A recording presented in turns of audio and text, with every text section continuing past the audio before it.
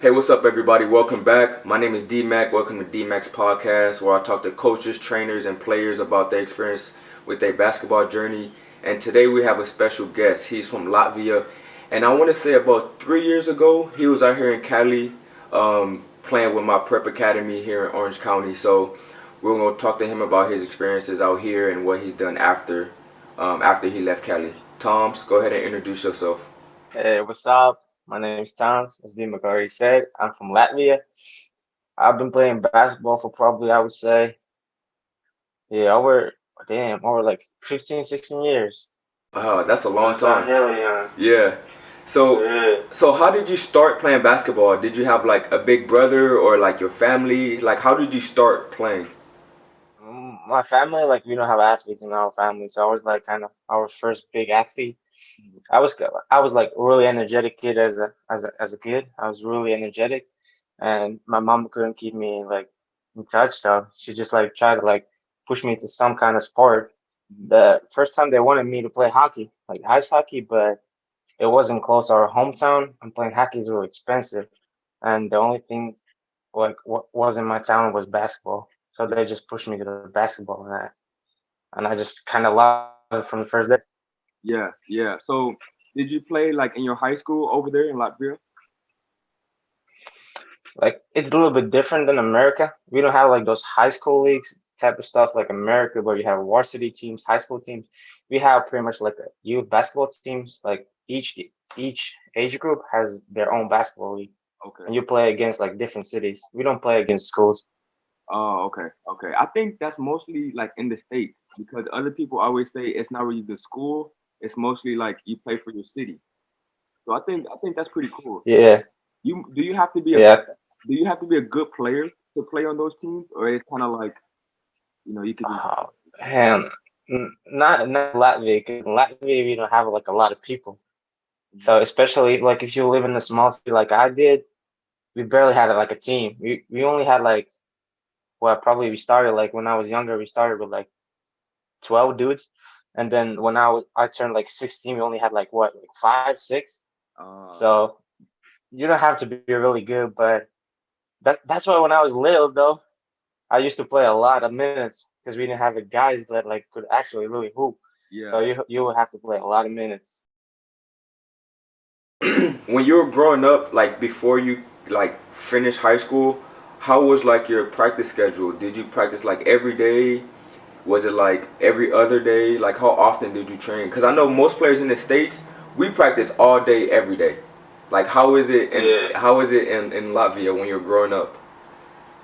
So I would say probably practice like every day besides Saturdays and Sundays because those days would be the game days. So we would practice like maybe once a day. Mm-hmm. So yeah, Okay. like the difference between Latvia and America, like you have the gym available 24/7. We don't.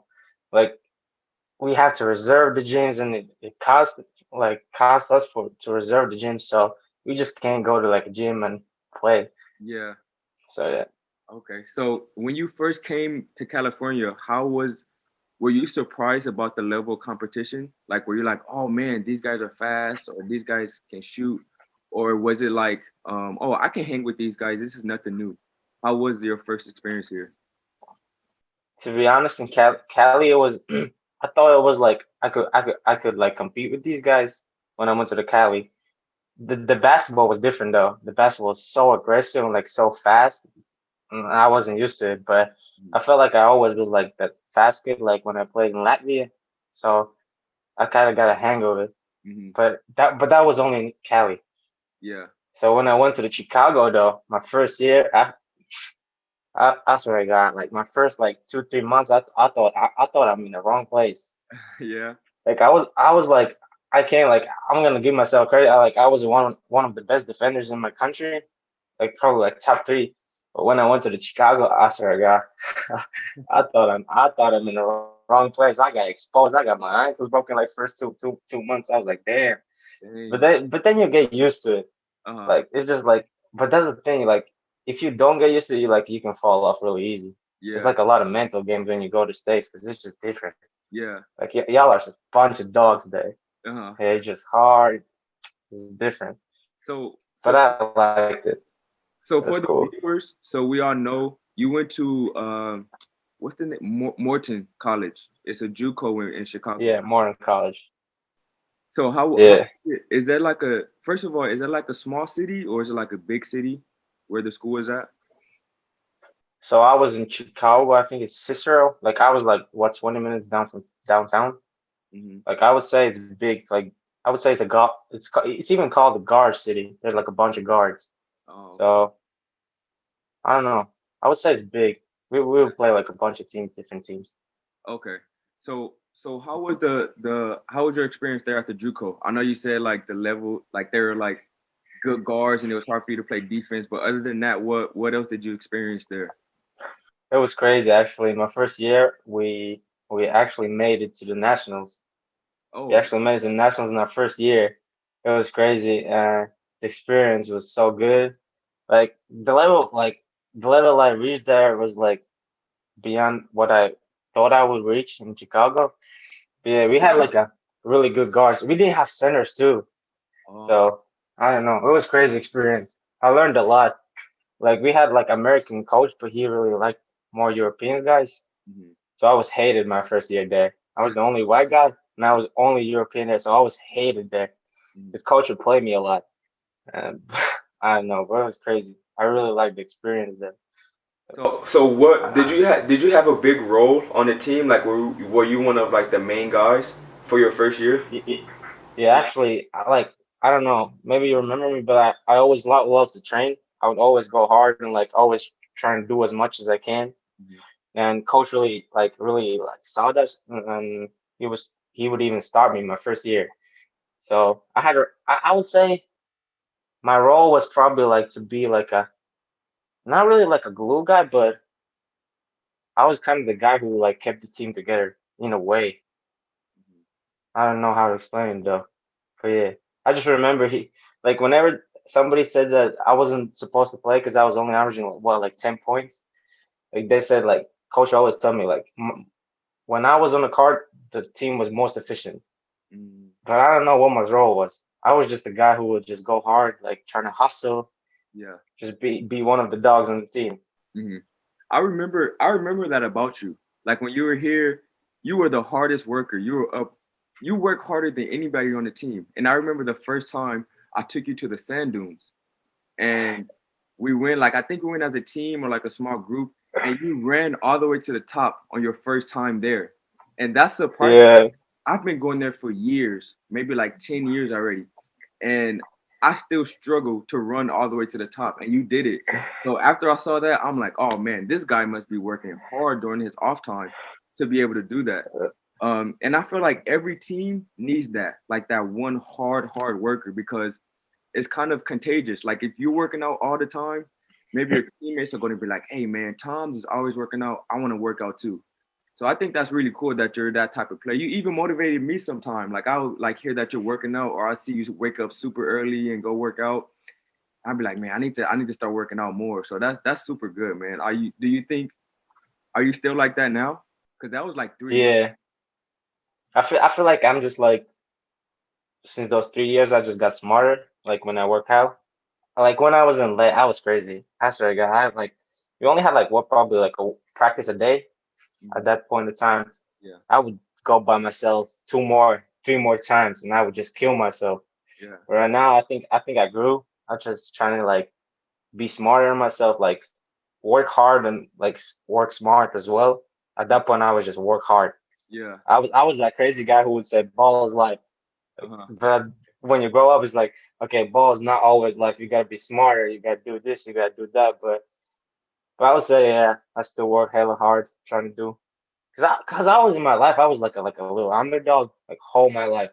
Through Mhm. whole my life, I was an underdog, so I had to kind of like fight for my position, fight for my like space that I can get from the coaches and stuff. So yeah, but Yeah, I'm proud of it. yeah. That's good. You should be. You should be. So when you were here, either in Cali or in Chicago, um, did you miss home a lot? Like, did you want to go home? Did you get homesick?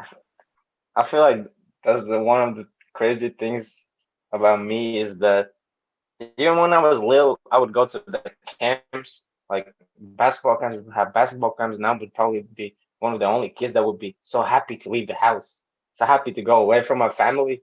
But nah, I missed it a little bit. I missed it a little bit, like Yeah. especially the times when it got tough, like mentally. Mhm. Then I missed the most. But but on a regular, probably nah. I don't know. I feel like sometimes I feel like I'm the lone wolf, Mhm. so I Yeah. just go and go and get it. I gotta do what you gotta do. Yeah. Yeah. So after you got done here in Cali and Chicago, and you did 2 years at Morton, right? Yeah. What happened after that? Where'd you go? So after that, I came back from the summer. Uh, I came back home. I got some offers from D2s and like NIEAs, but I realized like I don't know. I realized that like if I played a couple more years in America, I feel like I would be in the same position as I am right now, like professionally wise. Because I always when I was little, I know I wanted to play pro. So after that, I tried to like find an agent.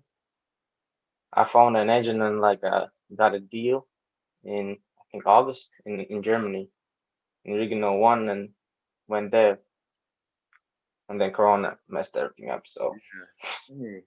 So, so when you were in Germany, you were only there for a couple of months, maybe. yeah, I was there for like I think 2 3 months. How was that tour? I know it's a small amount of time, but how was it at that time? Like being a pro and having practice and stuff. How was that experience? So for me, like I felt like I don't know, I felt like it was everything I wanted. Like when you like just wake up and all you have to think about is this: you're gonna have a practice, then you gotta perform, and that's it. I felt like I was kind of living my dream in a way, Mhm. but then I realized that I have so much free time and I have to find something to do. Yeah. I think that's the crazy part about being like a pro. You actually have so much free time and Hmm. you just don't know what to do. Yeah. But I think Germ, I don't know. I felt like this year was like my showcase year. So I felt like the level was a little bit lower than I thought it was gonna be, but that's what you gotta do when you're like a not superstar in a way. You gotta go through certain levels to like reach something. So yeah. So I know with COVID, everything is like unsure, everything is like it's not certain. But do you have plans for after COVID is done and everything? Are you going back to Germany or are you going to try to get another pro deal somewhere else? So pretty much right now, I would say I don't have like a certain plan to go in a certain place. I would say I would be lucky if I have a deal right after Corona ends, because like I know a lot of basketball players can't get a deal. So I would say like just kind of rely on my agent to find something, and as soon as I get something, I'm just gonna go. Yeah. I am not gonna be a picky in this time and place. Yeah. Yeah. Um, so beside basketball, what other things do you like to do? Do you have any other like hobbies or any other interests? Oh yeah, so I picked a couple hobbies up when I was in Germany, and I had a lot of free time. Yeah. One of the hobbies I started like day trading, if you know what that means, Oh yeah, like yeah. with the stock market. I started day trading, uh, and the reason because because I like the reason why I started doing it because like the Corona kind of cut off salaries for like almost a half for everyone. Mhm. So I kind of started thinking, okay, maybe have to like start thinking about second income. So I kind of always had like a little bit of interest in that. So I started doing that. And after Germany, I came home and I started playing guitar. Oh yeah. Like for real, I can't play. I will not play to you. That's like right now. But yeah, I like started like learning guitar. So that's probably one of my hobbies besides video games, of course. Yeah, yeah. I think I think every athlete has video games in their life. Everybody, even me, every now and Uh, Exactly. then. So for day trading, how is that going for you? Is it like pretty good, or you haven't been doing it for a long time, but have you seen a lot of return? So I've been doing it for I started doing it like probably in like September, and I started doing it with the real money probably like a week like actually 3 days ago. Yeah, So I started doing it with real money. Man, I would say like yeah, a good return. If you like do it smart and like you learn and you like be patient with it, like yeah, you can see a decent out of it. decent return. Yeah. Okay. Cool. That's something that I'm also. Well, I'm not doing day trading, but I'm doing like stocks and cryptocurrency. So I think Yeah. it's a good like thing to have and understand. Even if you don't want to put like a lot of money or a lot of time, I think everybody should know a little bit about it. Just because Oh yeah. the time that we're in, because COVID and everything, I think everybody should have a little bit of interest in that. Oh, you don't even have to have interest though. You just put money in it and just forget about it. Yeah. They're gonna come back anyways. Yeah. Just forget about it. Just put some money in it. Hmm. So where do you see yourself in like the next 3 to 5 years? Do you have any plans, Oh. any projects that you see yourself doing? So yeah, 3 to 5 years. Like my expectation is that I should be uh I should be playing at least in I think Russians first league. It's like a Super League. Hmm. I'm trying to go there. So I feel like in like probably like 4 or 5 years I should be there if Hmm. like everything like comes my way and I keep running and there's no injuries. Hmm. I think in like 3 4 years I should like 4 or 5 years I should be there. Okay. At That least I'm trying to. Yeah, yeah. No, that's a good goal. And I think you're gonna make it because you're such a hard worker. And I like that you said because that's true. When I was thinking about it, when you were here in Cali, you work hard, hard, hard, but I don't know if you were working smart.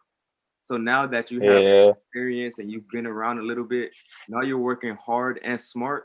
I think that's like a quicker way to be successful to become a pro. So I think you'll make it.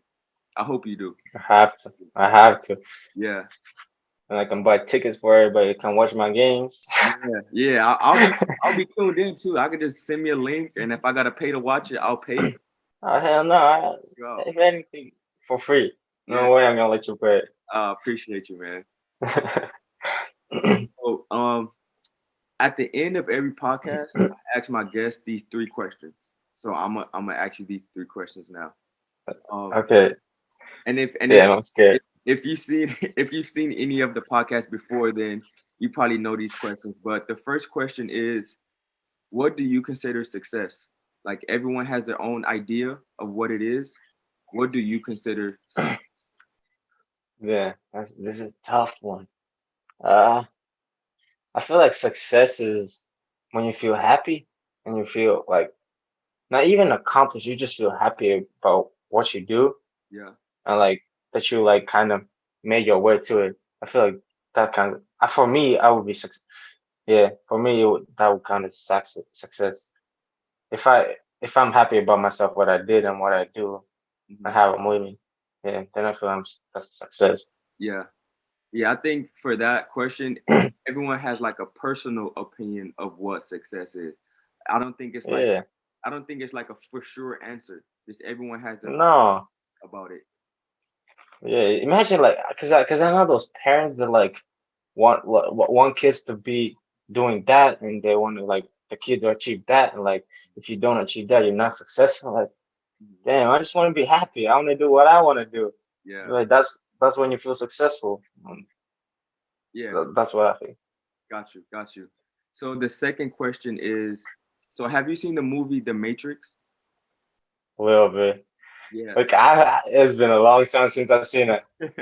So in the movie, Morpheus, he asks a question if you want to take the red pill or the blue pill. Oh damn. So the red pill is if you take the red pill, then you will be exposed to all the truth that goes on in the world and in society and in the government and everywhere.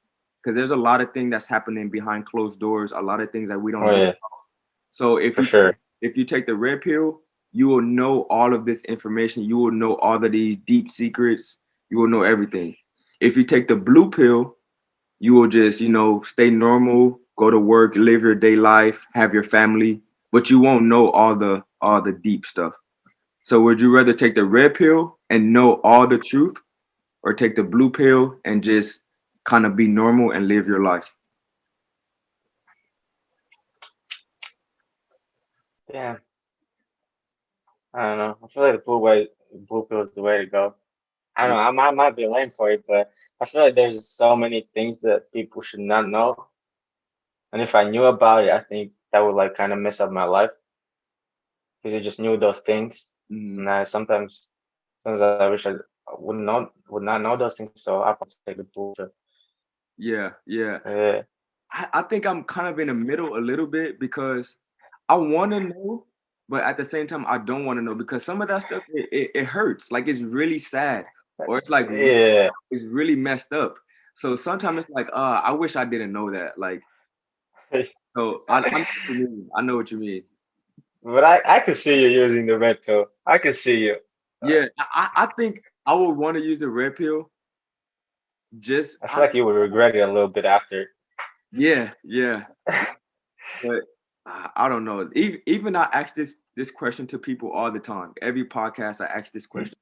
But honestly, to be really honest, I don't know what pill I would take. Like I would need like a few days to think about it if I really No, no. had to take that pill. But it's really a hard question, I think. I don't know, cause like, you like, well, I'm 22 years old, like I already like come across things that I like found out I didn't want to know. Mhm. So probably if I knew it straight away, like no, like I'd rather live my life. Yeah, yeah. No, I got you. I got you.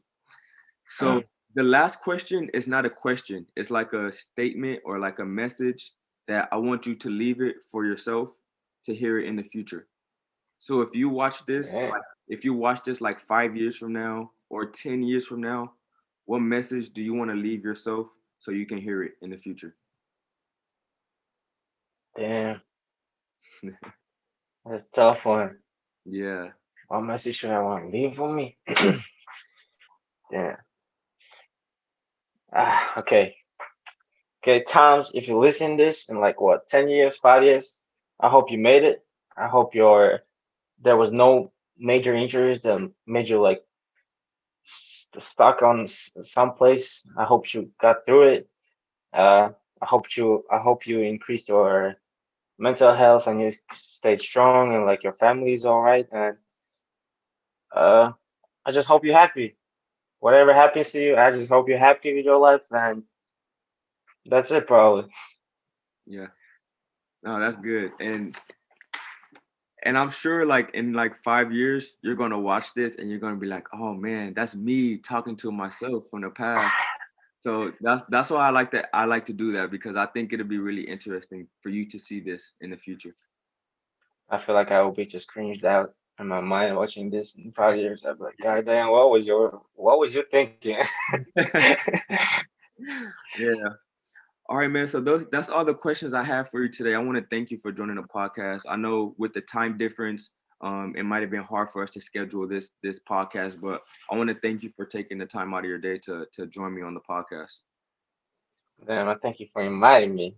Yeah, It wasn't hard. If you are not a late sleeper, you wake up early, so it was easy. yeah, yeah, But yeah, thanks for having me.